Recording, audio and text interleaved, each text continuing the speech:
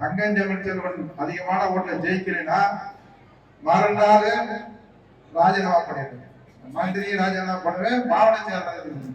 ஏன்னா ஒரு நன்றி உலக பதவிகளை போட்டுங்க. இன்னைக்கு 350 வாகனங்கள் கேவலப்படுத்திட்டாங்க.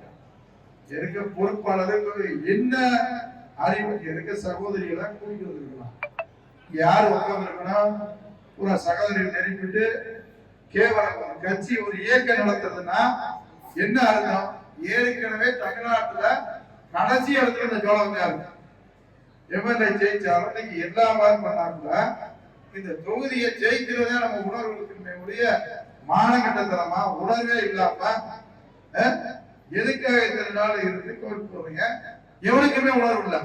பொறுப்புல இருக்கிறாரு, அந்த பொறுப்பை ஒழுங்கா கடைபிடித்து கட்சிக்காரர்களை அணுகி கட்சிக்காரர்களை போய் உட்கார வச்சு பேசி என்னன்னு சொல்லி ஒரு மிகப்பெரிய சோழவந்தா பகுதியில சட்டமன்ற உறுப்பினரை ஆக்குறத வச்சுதான் இன்னைக்கு இந்த அமைச்சர் கூட்டத்துக்கு வந்திருக்கேன்.